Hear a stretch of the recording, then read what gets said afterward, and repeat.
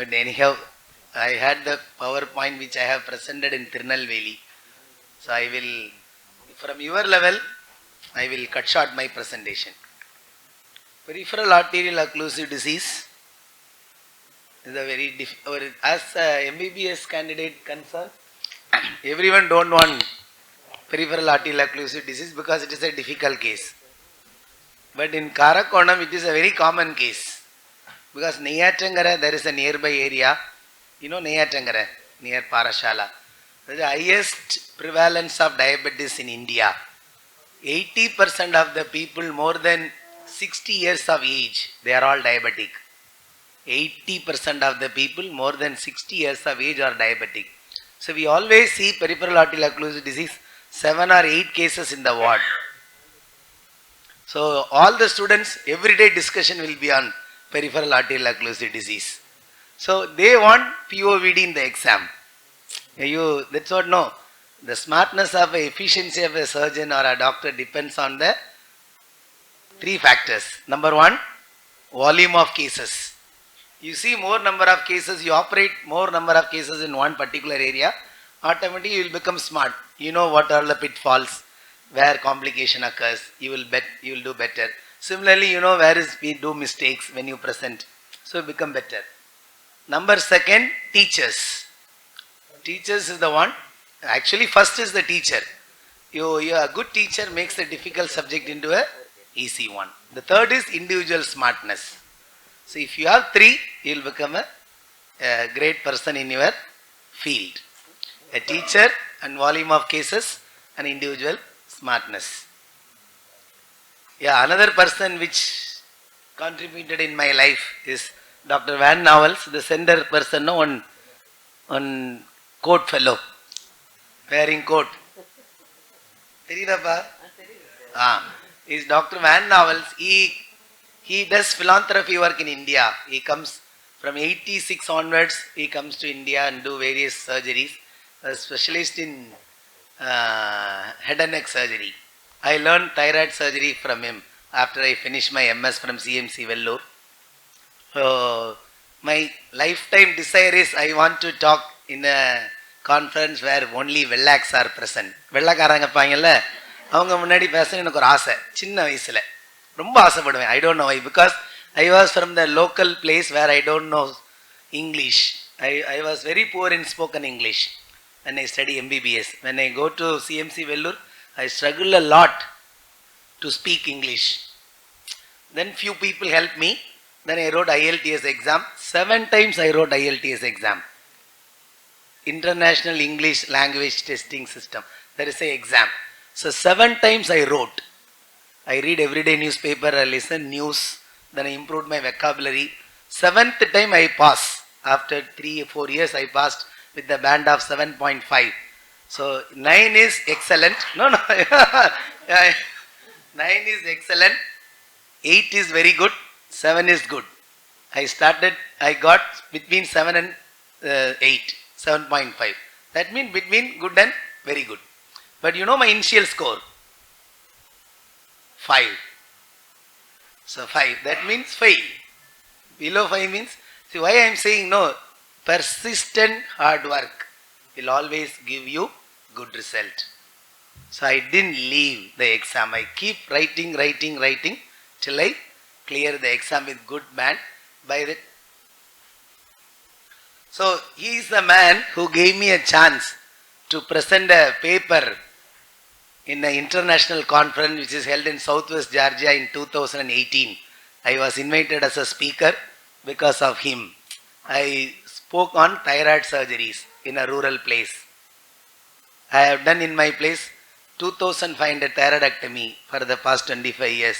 During camp we operate every day 8 thyroids, 9 thyroids in that locality because thyroid is endemic in Kerala. Right? So this is the man. I didn't sleep for 3 days. The previous day I didn't sleep because I was preparing for the presentation. The same day I didn't sleep because everyone appreciated my presentation. Many people borrowed my slides. Then third day also I didn't sleep. I called my Indian friends. I did like that. I did like that. But now it's not like that. That is in my 40s. Now everything I think as I grow, I become more humble. I become more this thing. Previously I was not like that. I keep calling every friends to tell about me like that. Now everything in God's hand. I came up to that level. எல்லா புகழும் இறைவனுக்கே. That's teacher. He is a great man. That again I see, before you sleep, you should do one good thing to the society and learn one new thing academically. When I left CMC, he told me, so before you sleep, learn one new thing from your academic and do one good thing to the society. Maybe your parents, friends, or your relatives, or patients. And what is the peripheral artery? I had a doubt long, every was not cleared. Now you tell me, what is the peripheral artery? Initially I thought only upper limb, lower limb arteries are peripheral artery. Then I think carotid artery block also they discuss in Bailey and Love. I thought carotid artery also peripheral artery. What is the peripheral artery?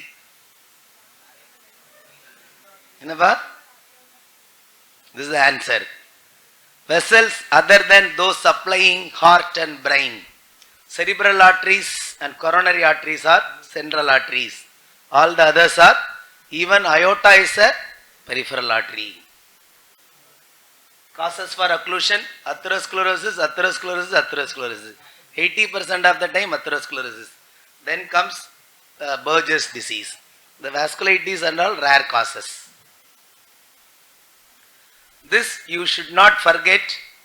This is the anatomical tree. The top one is aorta that divides into bifurcation, common iliac, then comes internal iliac. Dorsalis pedis is a dominant artery of the limb. See why I am saying this, in CT angiogram we see the contrast is flowing freely across the foot.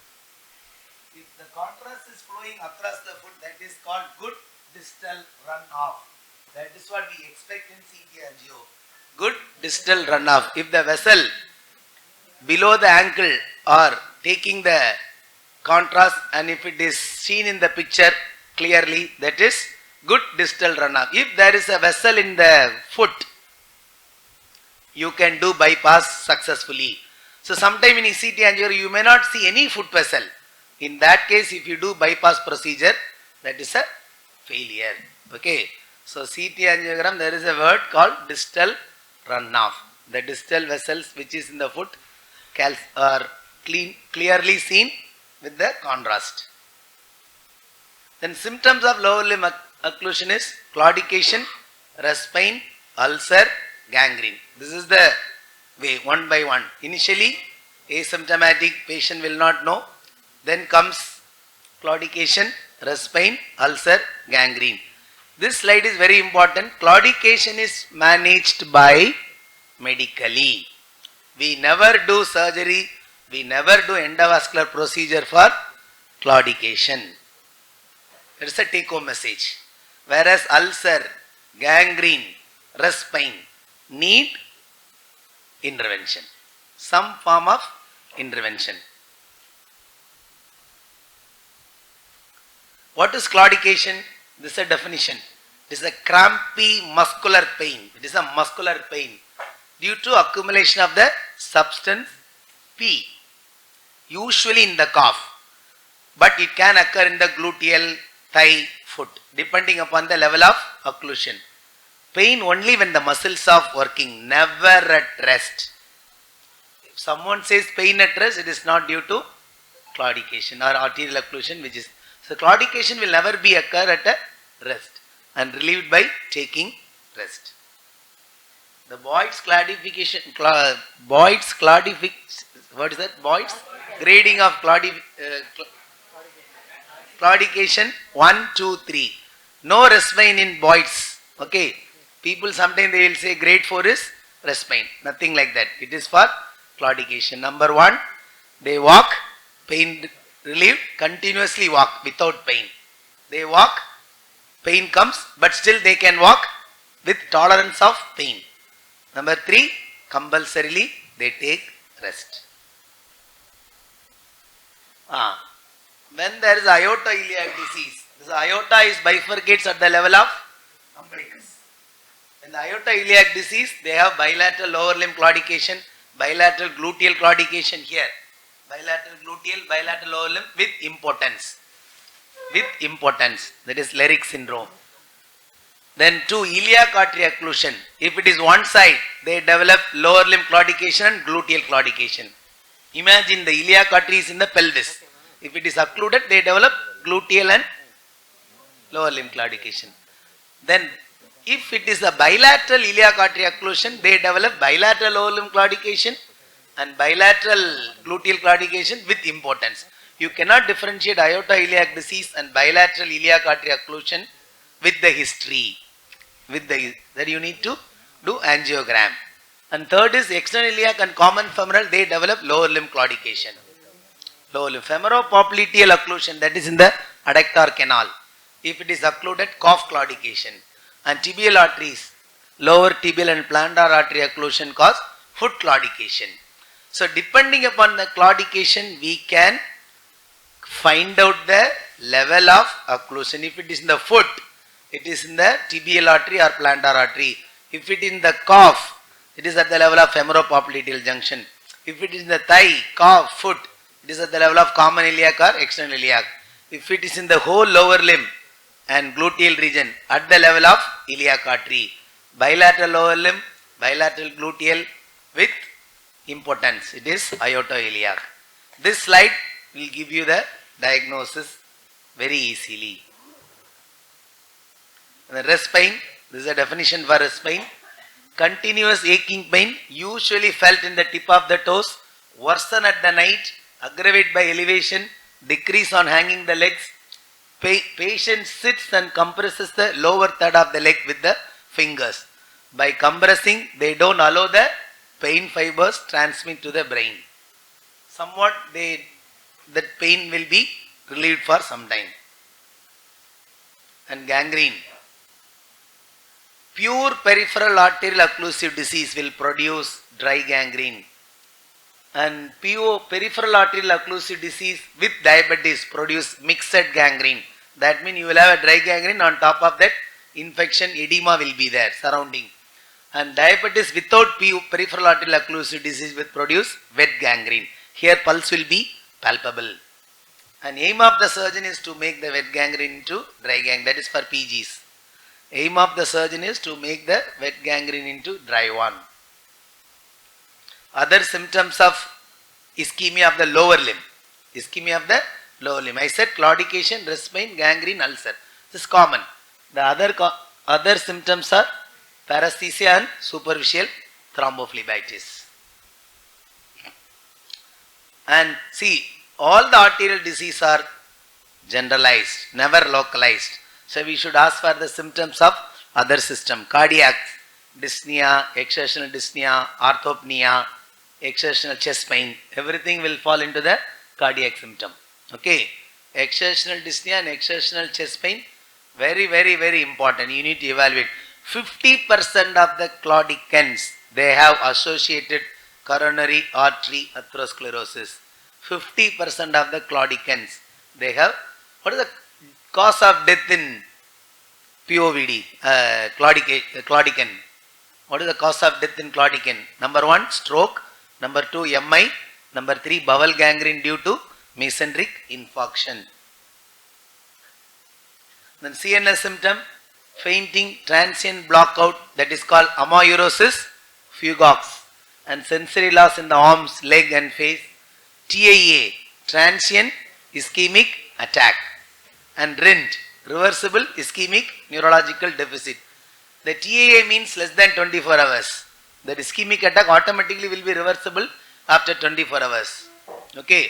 Focal neurological deficit, which is reversible within 24 hours, completely reversible. That is called TIA. So, focal neurological deficit, which takes 48 to 72 hours, it is called RIND. Then it goes to progressive stroke. Finally, they land up in established stroke. Nowadays, like a MI, if you go to the hospital within 6 hours, they do embolize, they do thrombolize, no?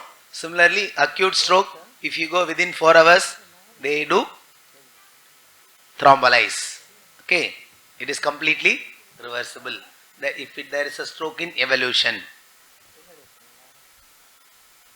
Abdominal symptom, characteristic feature is postprandial angina, especially 30 to 60 minutes after taking the food. So patient will be scared to take the food. So they have weight loss also. On a long run, they are very thin built. And diarrhea. And physical examination, in acute limb ischemia, you don't get acute limb ischemia, so don't leave it. That chronic lower limb ischemia, if it is so much of occlusion, you develop congested or blue leg. Acute limb ischemia, you get pale leg. And when there is a gangrene, what are all the things you look into that? What is the color of that gangrene? Okay, if it is black, dry, shrivel, mummified, wood-like consistency. Dry, black, shrivel, mummified and wood-like consistency, that is dry gangrene. And what is the extent and what is the type, whether it is mixed or pure wet gangrene or pure dry gangrene. And line of demarcation and surrounding skin. Here the surrounding skin is bit edematous and redness or erythema. And palpation, you have warmth and capillary refilling and muscular atrophy and palpation of peripheral vessels. This Burgers angle, Burgers test and all, in our level we don't teach to the students. Very difficult to see this in Indian patients. So we can check capillary filling. For that also many patients you can see capillary filling the upper limb, lower limb capillary filling very difficult. If at all you want, you should wash the toes very clearly with warm water, then you look for that capillary refilling. Muscular atrophy by measuring the circumference, thigh muscle, calf muscle. Below the level of occlusion, patient will have less bulky muscle. And palpation of the, I am not going into detail, palpation of the peripheral vessels.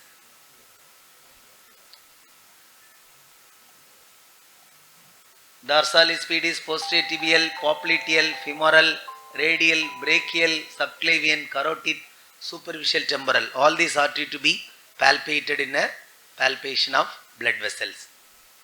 2 plus is well palpable, plus is palpable but with feeble, 0 is negative.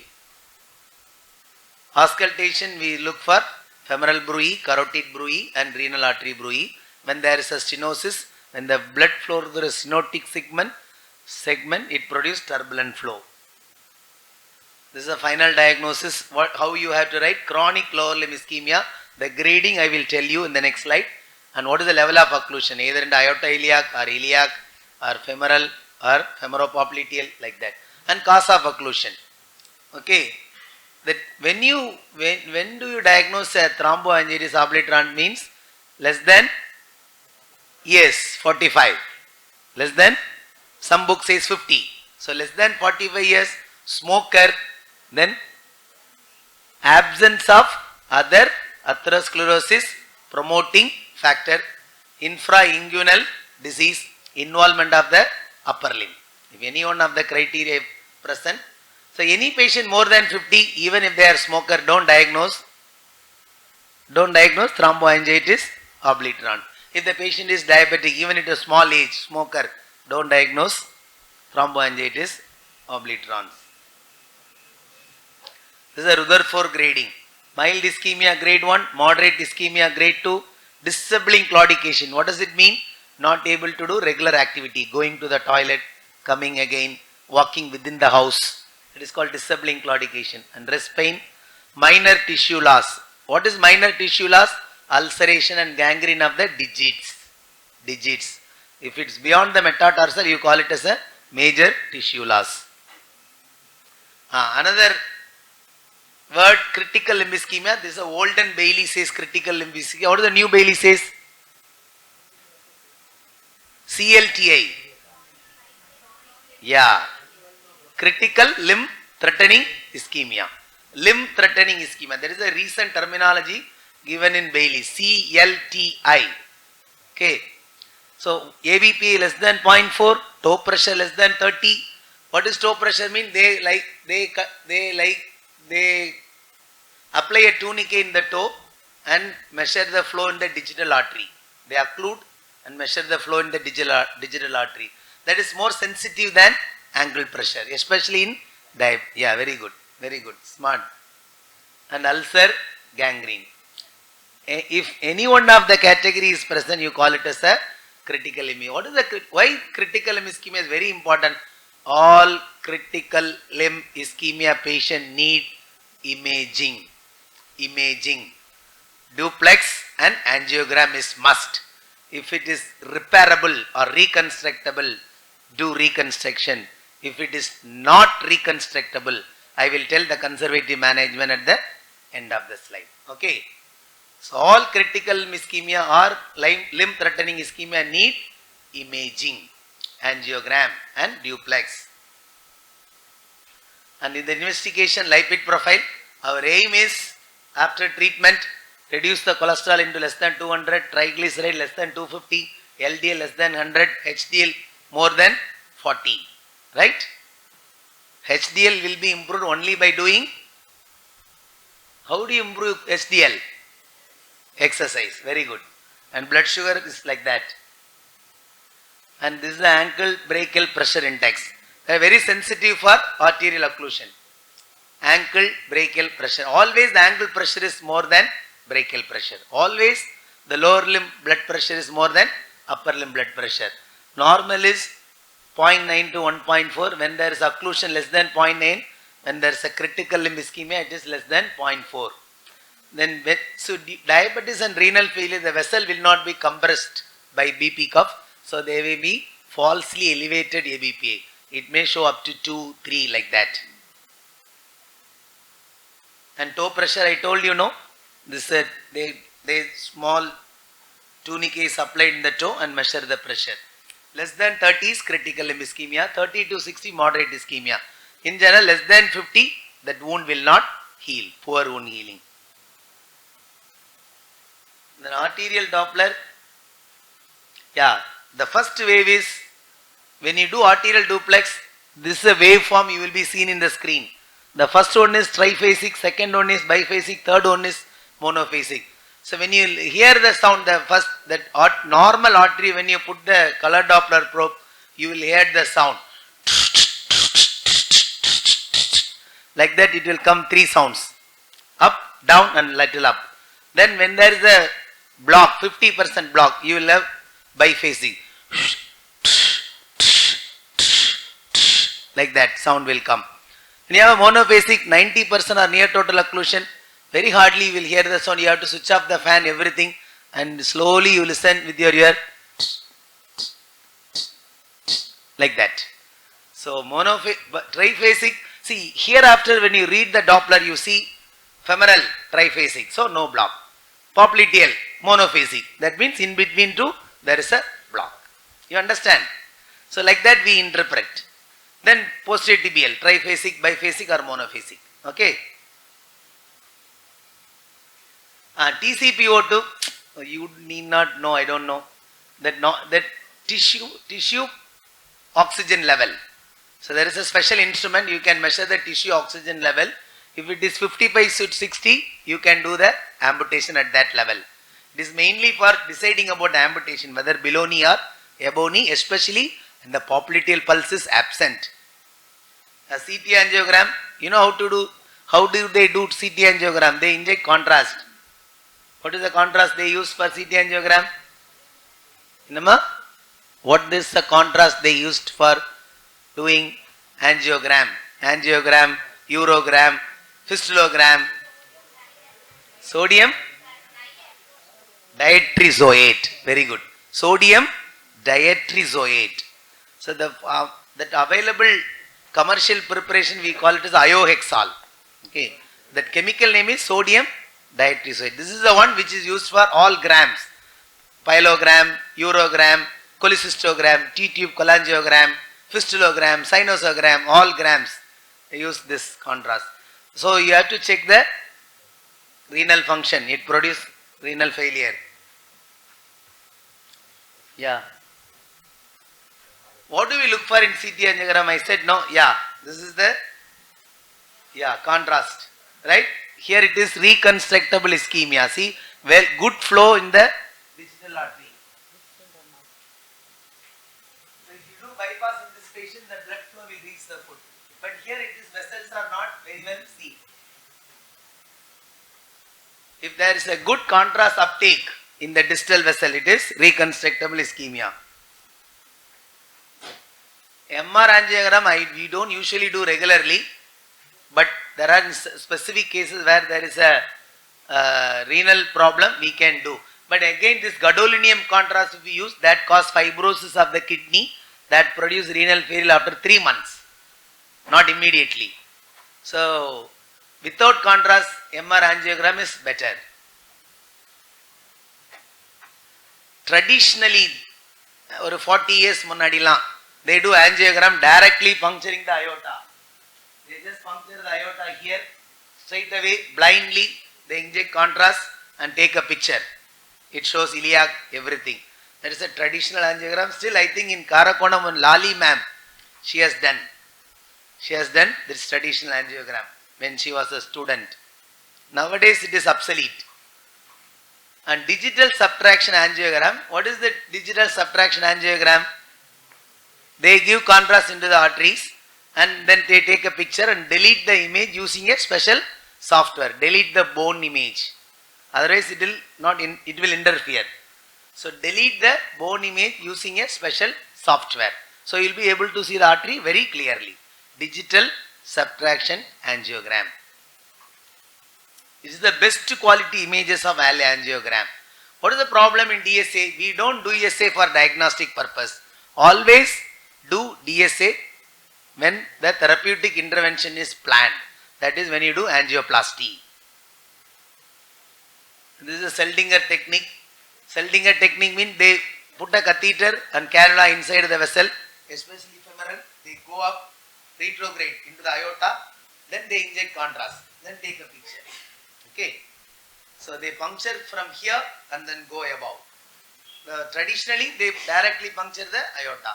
Here we puncture the femoral and then go up and inject. That is called, it is retrograde angiogram. So that aortogram is called antegrade angiogram. Right? Management. Now comes to the treatment. I will tell you in an easy manner. Claudication is treated by best medical therapy. The surgeon name is BEST, B-E-S-T, BEST, medical therapy. Rest pain, gangrene, ulcer need endovascular or open bypass surgery after CT angiogram. If it is reconstructable, bypass or endovascular. Non-reconstructable, I will tell the options. Claudication, stop smoking, start walking. That is the first advice given to the patient. And statin, it stabilizes the block. So normally the block will move and produce distal embolization and produce digital gangrene. So purpose of statin is to stabilize the block. Number 2, it improves the microvascular circulation. An antiplatelet, you can give single antiplatelet, ecosprin, or dual antiplatelet when you are keeping the stent inside, and control of diabetes and hypertension. How much exercise? There are varies. That or 10 years முன்னாடி Bailey and Love says 10,000 steps per day. 10,000 steps per day. இப்போவும் நிறைய doctors எல்லாம் பார்த்தீங்கன்னா ஒரு app வச்சிருப்பாங்க பாக்கெட்ல. When they walk it will count the step. Normally when we walk around, toilet போறோம், சாப்பிடுறோம், நடக்கிறோம், அப்படி இப்படி போறோம்ல daily activities. We walk only 2,500 steps, not more than that. So we need to add 7,500 steps extra. There is a special app in mobile, you can download and keep it. Every day you have to walk 10,000 steps. After 50, everyone will ask you only 2 questions. How is your health? Sugar unda, BP unda அப்படி கேட்பான். இல்லைன்னா உன் பிள்ளைங்க என்ன பண்ணுறாங்க, 2 தான் கேட்பாங்க. After 50. அது 2 நம்ம நல்லா இருந்தோன்னா சந்தோஷம். அதே மாதிரி you start walking itself. I'll tell the advantage of doing exercise. Second, 45 minutes per day, 5 days a week. That is the second 5 years back Bailey and Love says. 45 minutes per day, 5 days a week.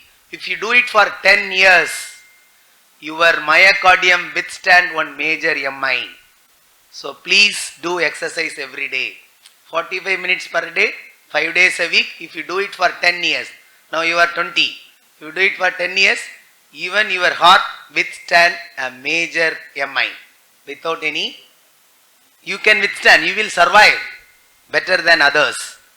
Then number 2, if you do exercise for 45 minutes per day, 5 days a week, you will be 10 years younger than your colleague. Yeah, correct. If you do exercise every day without fail, 10 years, you looks 10 years younger than your colleagues. So keep doing some exercise every day. That is the take home message for all younger generation, for males and females. Play in the evening every day.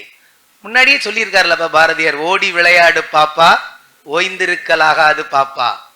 ஆமாம்மா, daily விளையாடணும் evening, and daily படிக்கணும், daily ஜாலியாக இருக்கணும். These 3. As a student, play every day, study every day, enjoy every day.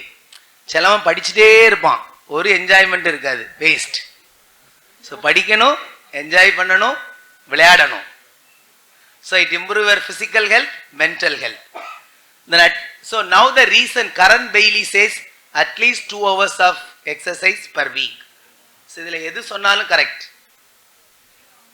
Then intervention, angioplasty, with this is endovascular intervention, angioplasty with stenting, angioplasty without stenting, and endarterectomy and bypass are open surgery. Okay.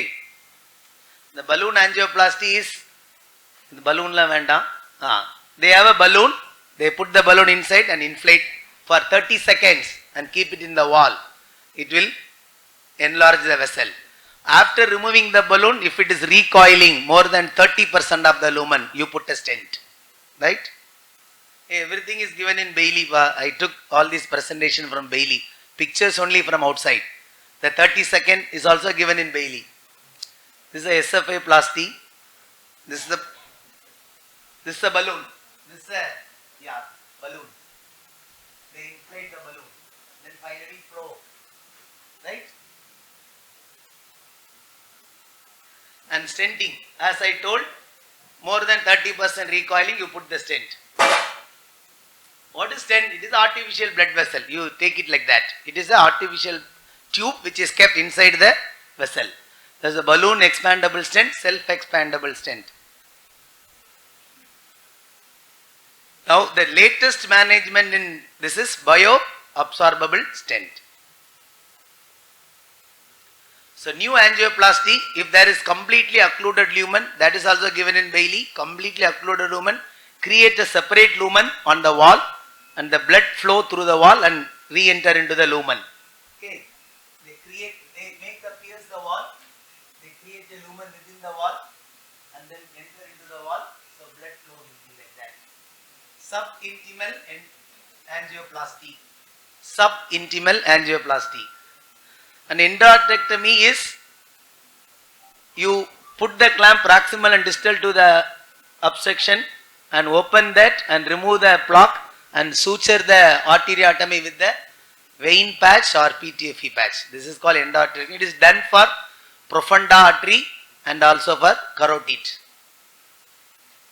Endarterectomy indication, aortoiliac disease, CFA stenosis and carotid artery stenosis. Bypass procedure, anatomical bypass along the anatomical, non-anatomical bypass is not along the normal course of anatomy. So these are the anatomical bypass, aortobifemoral, that is for aortoiliac disease. Okay, for aortoiliac disease, aortobifemoral. For iliac artery stenosis, iliofemoral, that is external iliac. Then fem above knee bypass is superficial femoral artery block. Fem below knee bypass is the femoropopliteal occlusion, and fem distal bypass is that anterior tibial or posterior tibial occlusion. Non-anatomical bypass is mainly done for when you have a cardiac disease, patient is unfit for surgery, patient is having rest pain, so you take it from the axilla to the femoral artery. That is non-anatomical bypass. From the upper limb you steal the blood and go to the lower limb. This is non-anatomical bypass, femoral. That is a graft. What is the best arterial conduit substitute is? Vein. Yeah, great saphenous vein. Good.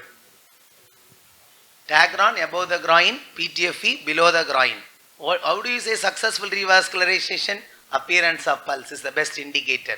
Previously pulse will be absent, now appearance of pulse, an increase in ABPA more than 0.15. With that I will finish. Non-reconstructive ischemia is the big question. When there is no distal vessel, these are all the things you can give. Prostaglandin infusion, anticoagulation like heparin and warfarin, clopidogrel, you can add another antiplatelet clopidogrel, or CT get a lumbar sympathectomy, it dilates the blood vessel and produce healing of the ulcer, and deep venous arterialization and stem cell therapy, and last resort is amputation. In CMC Vellore they do stem cell therapy. What is deep venous arterialization? They connect the artery and vein in the below the leg. They connect the posterior tibial artery and connect the venae committents accompanying the vessel. So from the artery the blood flow into the vein, that the vein will supply the distal artery. The deep venous arterialization. Reference is my friend, he is a vascular surgeon studied in CMC Vellore. I was his teacher in MS. Then he became vascular surgeon. Whenever there is a doubt, I will ask, is this boy only? So I put his name. His name is Sam. Sam. So then Bailey and Love Rutherford. Again, take home message, arterial disease are generalized, not localized. Please examine all the system. Claudication is always managed conservatively. Critical ischemia need imaging and vascular intervention. Amputation is last resort in POVD. Life-threatening sepsis is the only indication for amputation. Same take-home message again, please read it.